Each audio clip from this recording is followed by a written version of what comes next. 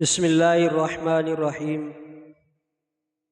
अस्सलामु अलैकुम वरहमतुल्लाहि वबरकातुह।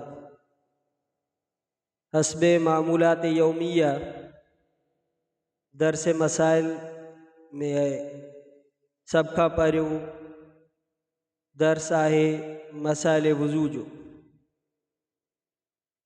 मसाइल वज़ू में अॼु जे दर्स जा मसाइल आहिनि रीह जो निकिरणु, हवा जो निकिरणु ऐं उन सां वज़ू ते पवंदड़ असरात जे मुतलिक़ शरई अहकामात। वज़ू करण वक़्तु या निमाज़ पढ़ण वक़्तु रीह खे रोके वरितो मुतवज़ी ऐं ख़ारिज थियण न ॾिनई त वज़ू बाक़ी रहंदो, वज़ू न टुटंदो ऐं निमाज़ सही थी वेंदी। छो जो रीह निकिरण सां वज़ू टुटंदो आहे, अंदरि रहण सां वज़ू नाहे टुटंदो।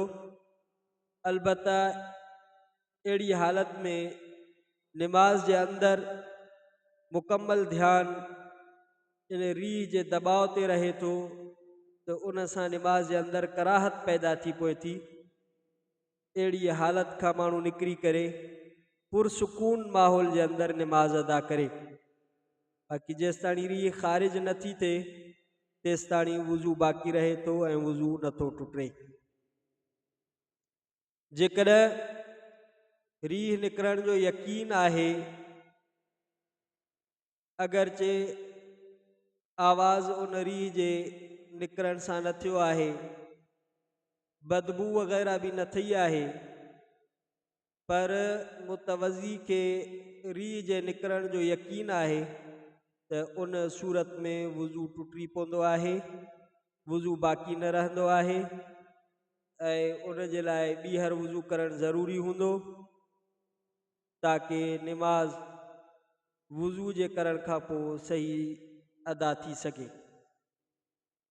जेकॾहिं का मुतवज़ी खे वज़ू कंदड़ खे पेट में आवाज़ पैदा थिए थो, गुड़गाहट पैदा थियनि था, उन क़िस्म जा शक